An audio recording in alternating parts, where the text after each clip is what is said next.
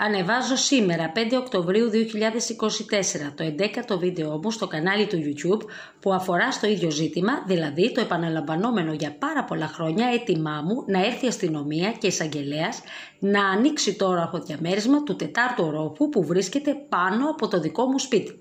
Στο σπίτι αυτό ο ιδιοκτήτης του, Μάργαρης Παναγιώτης, με την τότε συγκάτοικο του, Καλδάρα Μαρία, καλλιεργούσαν ναρκωτικά φυτά υδροπονικής κάναβης, έχοντας εγκαταστήσει σύστημα ποτίσματος με σωλήνες σε χώρο του σπιτιού τους που το πάτωμα ήταν ξύλο παρκέ.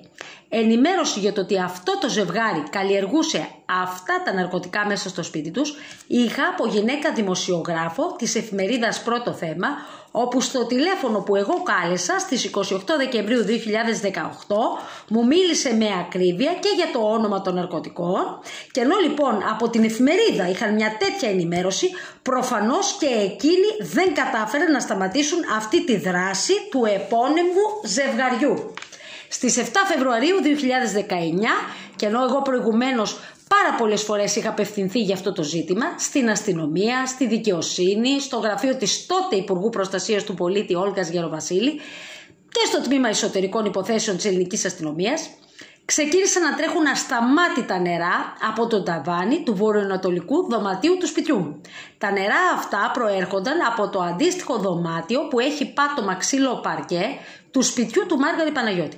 Η πτώση των νερών αυτών που προέρχονταν από τους σωλήνες ποτίσματος των ναρκωτικών της υδροπονικής κάναβης που ο Μάργαρης Παναγιώτης καλλιεργούσε στο σπίτι του συνεχίστηκε για 7 μέρες. Το διάστημα αυτών των ημερών κανείς από την αστυνομία δεν ενόχλησε τον Μάργαρη Παναγιώτη να μπει μέσα στο σπίτι του να δει τι συμβαίνει. Εγώ κάλεσα την αστυνομία το 100 και ήρθε 5 φορές μέσα στο σπίτι μου εκείνες τις ημέρες και κάποια αστυνομική συμφώνησε σε αυτό που τους είπα ότι πρόκειται για υδροπονική κάναβη. Τα 10 βίντεο που έχω ανεβάσει στο κανάλι του YouTube αναφερόμενοι εκτενώς σε αυτό το πολύ σοβαρό ζήτημα, από την πρώτη στιγμή αποστέλω το καθένα στο γραφείο προϊσταμένου της Εισαγγελίας Πρωτοδικών Αθηνών, στο γραφείο του Υπουργού Προστασίας του Πολίτη, στο γραφείο αρχηγού της αστυνομίας, ενώ βίντεο έχω αποστείλει και στο γραφείο του Πρωθυπουργού Κυριάκου Μητσοτάκη και των Υπουργών Δικαιοσύνης και στο αστυνομικό τμήμα και τμήμα ασφαλείας Πεντέλης. Στο σημείο αυτό θα ήθελα να αναφερθώ σε κάτι που άκουσα η ίδια και ενώ βρισκόμουν στο κλιμακοστάσιο εδώ της πολυκατοικίας. Ήταν Μάιος του 2020 όταν άκουσα τον Μάργαρη Παναγιώτη, ο οποίος βρίσκονταν στο διαμέρισμά του, να μιλάει στη μητέρα του στο τηλέφωνο και να της λέει «Μαμά, η Μέρκελ έκανε μια ατιμωτική κίνηση σε εμένα. Μου πήρε πίσω το αυτοκίνητο». Πράγματι είχαν περάσει λίγες μέρες όπου δεν έβλεπα το αυτοκίνητο του Μάργαρη Παναγιώτη και πέρασαν κι άλλες λίγες μέρες και εμφανίστηκε αυτό το ίδιο αυτοκίνητο ξανά. Τι ακριβώς λοιπόν συμβαίνει? Όλο αυτό το χρονικό διάστημα μέχρι σήμερα οι αστυνομικές αρχές δεν έρχονται να ανοίξουν το σπίτι αυτό, επιτρέποντας και σε εμάς να μπούμε μέσα σε αυτό και ακολούθως να προχωρήσει η επίλυση του προβλήματος αυτού. Θέλω να τονίσω ότι όλα αυτά τα χρόνια έρχομαι αντιμέτωπη με την ακλόνητη και αμετακίνητη στάση των αρμοδίων αρχών στο να αποδειχθεί η αλήθεια. Μετά την καινούργια κυβέρνηση της Νέας Δημοκρατίας στις 25 Ιουλίου 2019 έστειλα μια μεγάλη επιστολή στο Πρωθυπουργικό Γραφείο του Μητσοτάκη, αφού είχαν περάσει 14 μέρες, όπου είχα απευθυνθεί με την από 11 Ιουλίου 2019 επιστολή μου στο Γραφείο του Υπουργού Προστασίας του Πολίτη, του Χρυσοχοΐδη, που το ίδιο άτομο είναι και σήμερα υπουργός. Κατάλαβα ότι αυτό από το Υπουργικό Γραφείο, ότι το πολύ σοβαρό αυτό θέμα δεν θα προχωρούσε προς επίλυση, καθώς το ίδιο άτομο ως Υπουργό Προστασίας του Πολίτη στο Χρυσοχοΐδη και παλαιότερα είχα απευθυνθεί με γραπτές αιτήσεις μου και αποδεικτικό υλικό για την απάτη στη Σχολή Σπουδές Φυσικές Επιστήμες του Ελληνικού Ανοιχτού Πανεπιστημίου. Πρόκειται και για οικονομικό έγκλημα και τότε δεν ασχολήθηκε καθόλου ο Χρυσοχοΐδης. Λίγες μέρες μετά, αφότου έστειλα την από 25 Ιουλίου 2019 επιστολή μου στο γραφείο του Πρωθυπουργού, αντιλήφθηκα από αυτά που άκουσα από κάποια γραμματέα που εγώ τηλεφώνησα ότι θέλαν να κουκουλώσουν την υπόθεση. Ακολούθησαν πάρα πολλές επιστολές προς το Πρωθυπουργικό Γραφείο από εμένα, δίχως όμως να αλλάξει κάτι. Παράλληλα όμως όλα αυτά τα τελευταία χρόνια συνταρακτικές ήταν οι αποκαλύψεις από έντυπο και ηλεκτρονικό τύπο σε όλους εμάς που δεν γνωρίζαμε για την τεράστια σύνδεση της οικογένειας Μητσοτάκη με το οργανωμένο έγκλημα.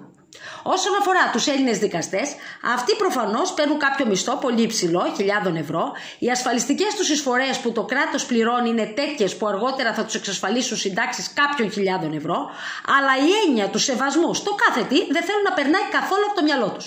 Είτε είναι πάταξη ναρκωτικών, είτε είναι προάσπιση της μόρφωσης, προάσπιση της ανθρώπινης υγείας, προάσπιση της ανθρώπινης ζωής, είτε είναι έλεγχος στη διαχείριση των οικονομικών του κράτους, είτε είναι παροχή προστασίας των εισοδημάτων των χρημάτων των πολιτών, αποστησίματα απατών και πάρα πολλά άλλα. Οι Έλληνες δικαστές, αν και είναι δουλειά τους όλα αυτά, δεν ενδιαφέρονται, βάζουν στο αρχείο πολύ σοβαρές υποθέσεις, αθωώνουν επικίνδυνους ενόχους και η κατάσταση αυτή συνεχίζεται.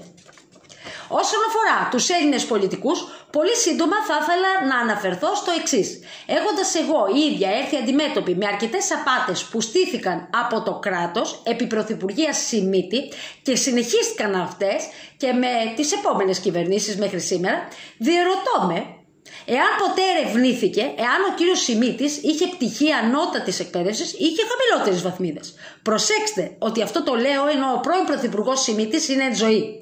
Μέσα σε πολύ σύντομο διάστημα από τη στιγμή που ο Σιμίτης έγινε πρωθυπουργός, στήθηκαν εδώ στην Ελλάδα ένα σωρό απάτες που σχετίζονταν με πλαστά πτυχία, είτε καθηγητών, είτε απονέμονταν πλαστά πτυχία σε μη δικαιούχους κλπ. Θεωρώ ότι είναι καταφανές ότι ο Σιμίτης δεν διέθετε κανέναν απολύτως σεβασμό στην αξία της γνώσης, στην απόκτηση γνώσεων για την άσκηση επαγγελμάτων, όπως επαγγελμάτων υγείας, που η άγνοια ενός εργαζόμενου μπορεί να οδηγήσει ασθενή στο θάνατο. Για την πραγματοποίηση των σπουδών κάποιου απαιτείται από αυτόν να διαθέσει χρόνο για τη μελέτη, για την παρουσία του στον χώρο των σπουδών, να διαθέσει χρήματα, παραδείγματος χάρη για κατάλημα. Ο σπουδαστής πρέπει να έχει πνευματικές, σωματικές, ψυχικές αντοχές. Η δουλειά του φοιτητή όσον αφορά τις σπουδές του δεν μπορεί να ελέγχεται από απατεώνες ψευτοκαθηγητές όπως συνέβαινε στη σχολή σπουδές φυσικές επιστήμες του Ελληνικού Ανοιχτού Πανεπιστημίου. Όταν κάποιος κόβεται στις τελικές εξετάσεις από ψευτοκαθηγητές και δεν μπορεί να πάρει το πτυχίο του, δεν μπορεί να εργαστεί σε επαγγέλματα που απαιτείται πτυχίο. Τι πρέπει να κάνει, να φτιάξει και αυτός πλαστό πτυχίο? Ένα άτομο από τους τόσους υπουργούς παιδείας που εγώ κατήγγειλα τις απάτες σχολής σπουδές φυσικές επιστήμες του Ελληνικού Ανοιχτού Πανεπιστημίου είναι η Άννα Διαμαντοπούλου, η οποία αυτό τον καιρό έχει θέσει υποψηφιότητα για πρόεδρος κόμματος. Εξ όσων γνωρίζω από δική μου έρευνα, υπήρξε πράγματι η Άννα Διαμαντοπούλου εγγεγραμμένη στο Τεχνικό Επαγγελματικό Επιμελητήριο ΤΕΕ. Για να είναι εγγεγραμμένος κάποιος στο ΤΕΕ θα πρέπει να πληρώνει ασφαλιστικές εισφορές και ασφαλώς μετά θα πάρει σύνταξη. Όμως, ανάμεσα στα δικαιολογητικά που κάποιος πρέπει να υποβάλει προκειμένου να εγγραφεί, πρέπει να είναι και το πτυχίο του. Από την παράνομη στάση που κράτησε η Άννα Διαμαντοπούλου, υπουργός παιδείας, όσον αφορά τις συνεχείς καταγγελίες που εγώ έκανα για την απάτη στο ΕΑΠ, θεωρώ ότι πρέπει να ερευνηθεί εάν πράγματι έχει σπουδάσει πολιτικός μηχανικός. Εγώ πιστεύω ότι δεν έχει σπουδάσει. Επίσης, ένα άλλο θέμα που θα ήθελα να θίξω είναι ότι εδώ και καιρό έχει ψηφιστεί νόμος όπου ο Δήμος μιας περιοχής είναι υποχρεωμένος να καθαρίσει χόρτα, να κόψει δέντρα οικοπαίδου ιδιοκτήτη, που ο ίδιος ο ιδιοκτήτης δεν προχωρά σε αυτές τις ενέργειες. Κατόπιν ο Δήμος θα εισπράξει τα χρήματα από τον ιδιοκτήτη. Φέτος το καλοκαίρι, στις ειδήσεις αρκετών καναλιών, σε ρεπορτάζ τους, υπόθηκε αναλυτικά πώς δήμοι που γνωρίζουν τον νόμο με εργαζόμενους τους αναλάμβαναν να διεκπεραιώσουν τις εργασίες αυτές και μετά πάει ο λογαριασμός στους ιδιοκτήτες. Στα ρεπορτάζ δίνονταν και οι ονομασίες των δήμων. Πρόκειται για πολύ σωστά μέτρα πρόληψης για αποφυγή διάδοσης ή έναρξης πυρκαγιών. Με αρκετές επιστολές μου, πολύ πριν τις φωτιές φέτος εδώ στην Πεντέλη, απευθύνθηκα στη Δήμαρχο Πεντέλης Νατάσα Κοσμοπούλου για το θέμα αυτό, ζητώντας να αναλάβει ο Δήμος δράση. Το ζήτημα είναι πάρα πολύ σοβαρό και παραμένει άλυτο. Παρακαλώ τη Δήμαρχο Πεντέλης, που γνωρίζει πολύ καλά το πρόβλημα αυτό, άμεσα να προχωρήσει στις ενέργειες που πρέπει να γίνουν από τη μεριά της στο ιδιόκτητο οικόπεδο του Καραβία Δημήτριου και στα άλλα οικόπεδα που γράφω στις αιτήσεις μου προς το γραφείο Δημάρχου. Ζητώ και με το σημερινό μου βίντεο εισαγγελέας να δώσει εντολή στην αστυνομία να ανοίξει το σπίτι του Μάργαρη Παναγιώτη.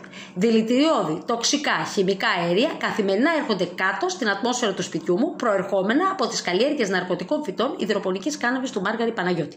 Η οικογένεια Μητσοτάκη βάζει τους Έλληνες δικαστές να αθωώνουν τον Μάργαρη Παναγιώτη και την Καλδάρα Μαρία για να μην τους κατηγορήσω ποτέ ούτε εγώ, ούτε κανένας άλλος, για αυτό που είναι επικίνδυνοι κακοποιοί, έμποροι, διακινητές, καλλιεργητές ναρκωτικών.